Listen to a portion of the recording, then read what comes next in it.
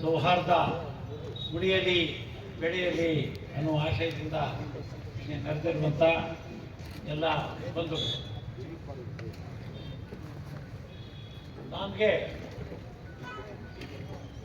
ನಾನು ಜನತಾ ಪಕ್ಷ ಸ್ಥಾಪನೆಯ ದಿನ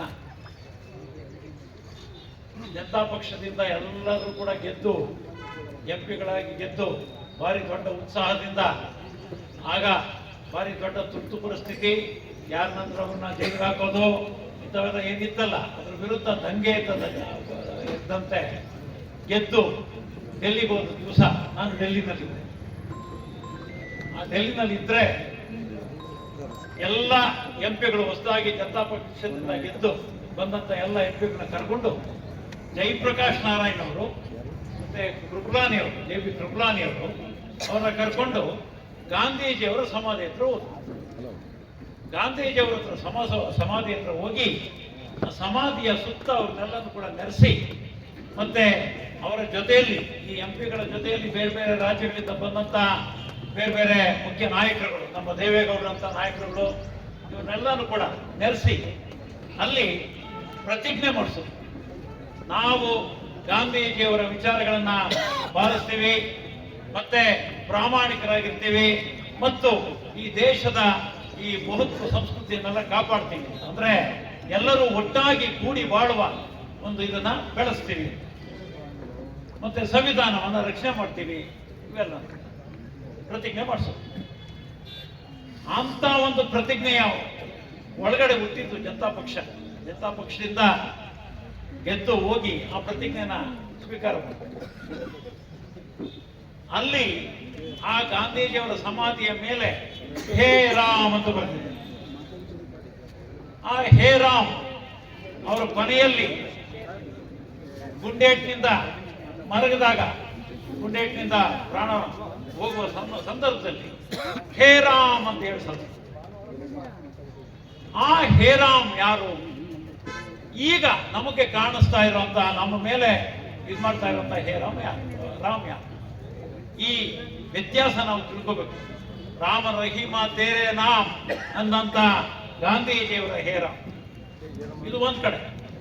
ಇನ್ನೊಂದ್ ಕಡೆ ಅದೇ ಜನತಾ ಪಾರ್ಟಿಯ ಒಳಗಡೆ ಆಗ ಜನಸಂಘ ಅಂತೇಳಿ ಈಗ ಭಾರತೀಯ ಜನತಾ ಪಾರ್ಟಿ ಆಗಿದ್ದು ಸೇರ್ಕೊಂಡ್ಬಿಟ್ಟು ಅವರು ಇಡೀ ಜನತಾ ಪಾರ್ಟಿಯನ್ನೇ ಆಕ್ರಮಿಸ್ಕೊಂಡು, ಇಡೀ ಅಧಿಕಾರವನ್ನೇ ಆಕ್ರಮಿಸ್ಕೊಂಡು ಪೂರ್ತಿಯಾಗಿ ಇಡೀ ದೇಶವನ್ನ ಬರ್ಬಾದ್ ಮಾಡ್ಬಿಡ್ಬೇಕು, ನಾಶ ಮಾಡ್ಬಿಡ್ಬೇಕು ಅನ್ನುವಂತ ಪ್ರಯತ್ನವನ್ನ ಆಗ್ಲೇನೆ ಮಾಡಿದ್ರು ಸರ್ಕಾರದ ಒಳಗಡೆ ಸೇರ್ಕೊಂಡು.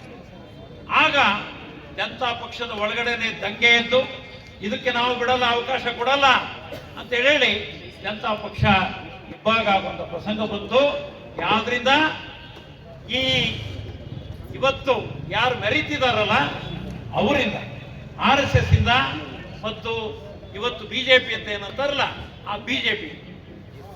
ಆಮೇಲೆ ಆ ಜನತಾ ಪಕ್ಷದ ಕವಚನ ಉದ್ಕೋಬೇಕು ಅಂತ ಹೇಳಿ ಜನಸಂಘ ಅಂತ ಹೆಸರಿದ್ದಂತ ಪಾರ್ಟಿ ಭಾರತೀಯ ಜನತಾ ಪಕ್ಷ ಅಂತಾಗಿದೆ.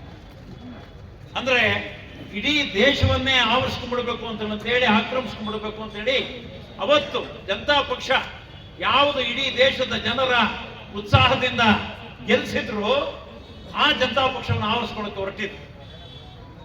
ಇದು ನಮಗೆ ಮತ್ತೆ ಇವತ್ತು ಜ್ಞಾಪಕ ಇಟ್ಕೊಳ್ಬೇಕಂತ ಸಂಗತಿ ಅಂತ ಹೇಳೋದು. ಮತ್ತೆ ಎರಡನೇ ಅಂಶ, ಇಡೀ ಮಂಡ್ಯ ಜಿಲ್ಲೆ ಒಳಗಡೆ ಎಷ್ಟು ಸಾವಿರ ಶಾಸ್ತ್ರರಹಿತ ಸರಳ ಮದುವೆಗಳು ನಡೆದಿರ್ಬೋದು. ಮತ್ತೆ ನಮ್ಮ ರೈತ ಸಂಘದ ನಾಯಕರುಗಳು, ಪುಟ್ಟಣ್ಣಯ್ಯ ಆಗ್ಲಿ ಮತ್ತೆ ಬೇರೆಯವರೆಲ್ಲಾನು ಕೂಡ, ಸುನಂದಮ್ಮ ಆಗ್ಲಿ ಮತ್ತೊಬ್ಬರೆಲ್ಲ, ಯಾವ್ದಾದ್ರು ಮದುವೆ ಬರಬೇಕು ಅಂದ್ರೆ ಅದು ಸರಳ ಮದುವೆ ಇರಬೇಕು, ಶಾಸ್ತ್ರರಹಿತ ಮದುವೆ ಇರಬೇಕು ಅಂತ ಹೇಳಿ ಆ ರೀತಿ ಕಂಡೀಷನ್ ಆಗಿ ಹೋಗ್ತಿದ್ರು. ಹಂಗಿದ್ರೆ ಮಾತ್ರ ಬರ್ತೀವಿ. ಆ ರೀತಿ ಸಾವಿರಾರು ಮದುವೆಗಳು ಯಾಕೆ ನಡೆದ್ವು ಇಲ್ಲಿ? ಅಂತ ಮದುವೆಗಳು ನಡೆದಂತ ಜಾಗ ಮಂಡ್ಯ. ಆ ರೀತಿಯ ವೈಚಾರಿಕತೆ ಬೆಳೆಸೋದಕ್ಕೆ ಇಲ್ಲಿ ರೈತ ಚಳವಳಿ, ಕಮ್ಯುನಿಸ್ಟ್ ಚಳವಳಿ ಎಲ್ಲ ಕೆಲಸ ಮಾಡಿದಂತ ಜಾಗ. ಮಂಡ್ಯದಲ್ಲಿ ಕಮ್ಯುನಿಸ್ಟ್ ಪಕ್ಷ ಹುಟ್ಟುವಂತ ಸಂದರ್ಭದಲ್ಲಿ ದಲಿತರ ಮನೆಯಲ್ಲಿ ಹೋಗಿ ಒಬ್ಬ ಒಕ್ಕಲಿಗರನ್ನು ಉಂಡ ಅಂತ ಹೇಳಿ ಅವನ ತಲೆ ಬೋಡಿಸಿ, ಆ ತಲೆ ಬೋಡಿಸಿ ಒಂದು ಪಂಚಾಯಿತಿ ಮಾಡಿ ತಲೆ ಬೋಡಿಸಿದ್ದು, ಅದು ಇಡೀ ಜಿಲ್ಲೆಗೆನೆ, ಇಡೀ ರಾಜ್ಯಕ್ಕೇನೆ ಒಂದು ಅವತ್ತಿನ ಸಂದರ್ಭದಲ್ಲಿ ಭಾರಿ ದೊಡ್ಡ ಸುದ್ದಿ ಆಯ್ತು, ಮತ್ತೆ ದೊಡ್ಡ ಹೋರಾಟನೂ ಆಯ್ತು ಅದ್ರ ಬಗ್ಗೆ. ಆ ರೀತಿಯಲ್ಲಿ ಚಳವಳಿಗಳು ಹುಟ್ಟಿ ಬೆಳೆದಂತ ಜಾಗ.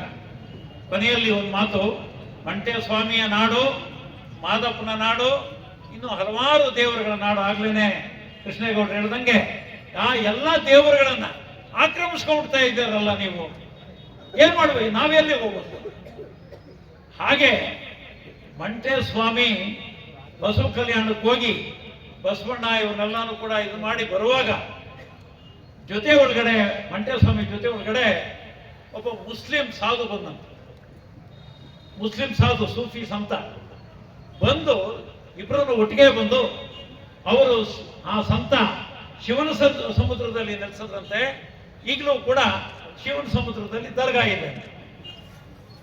ಮತ್ತೆ ಬಪ್ಪಗೌಡನಪುರ ಮತ್ತು ಬೇರೆ ಬೇರೆ ಕಡೆ ಮಂಟೇಸ್ವಾಮಿ ಪೀಠಗಳಿಗೂ ಮತ್ತೆ ಆ ದರ್ಗಾಕ್ಕೂ ಏನಾದರೂ ಈಗ ಸಂಬಂಧ ಇರ್ಬೋದು.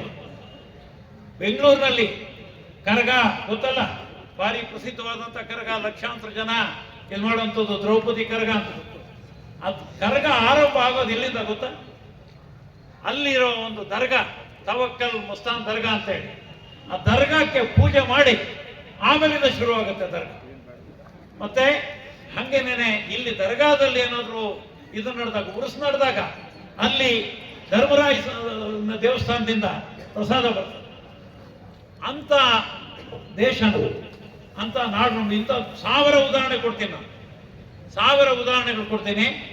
ಆ ರೀತಿಯಾಗಿ ಇರುವಂತ ನಾಡು ನಮ್ದು. ಆ ನಾಡಿನ ಈ ಸೌಹಾರ್ದ ಸಂಸ್ಕೃತಿಯನ್ನು ಉಳಿಸ್ಕೊಳ್ಳೋಣ, ಕೂಡಿ ಬಾಳೋಣ. ಮತ್ತು ಕೂಡಿ ಬಾಳಿದ್ರೆ ಮಾತ್ರ ನಮ್ಮನ್ನ ತಡೆಯೋದಕ್ಕೆ ಯಾರು ಸಾಧ್ಯ ಇಲ್ಲ. ಯಾವಾಗ ನಮ್ಮನ್ನು ವಿಭಜನೆ ಮಾಡಿ ಒಡೆದು ಹಾಕ್ತಾರೆ, ಆಗ ನಾವು ನಾಶ ಆಗ್ತೀವಿ. ಇವತ್ತು ಪಾಕಿಸ್ತಾನದಲ್ಲಿ ಏನಾಗ್ತಾ ಇದೆ ಅಂತ ನೀವು ಬಹಳ ಜನ ನೋಡಿರ್ಬೋದು. ಒಬ್ಬ ಪಾಕಿಸ್ತಾನದ ಕವಿ ಬರೀತಾಳೆ, ನಮ್ಮಂಗೆ ನೀವು ಆಗ್ಬಿಟ್ರಲ್ಲ, ಓ ಭಾರತವೇ ನೀವು ನಮ್ಮಂಗೆ ಆಗ್ತಾ ಇದ್ದೀರಲ್ಲ, ನೀವು ನಮ್ಮಂಗೆ ಆಗ್ಬೇಡಿ ಅಂತ. ಆ ರೀತಿ ನಾವು ಆಗೋದು ಬೇಡ. ಅದಕ್ಕೋಸ್ಕರ ನಾವೆಲ್ಲರೂ ಕೂಡ ಕೂಡಿ ಬಾಳೋಣ ಅಂತ ಹೇಳಿ ನಾನು ಮಾತು ಮುಗಿಸ್ತೇನೆ.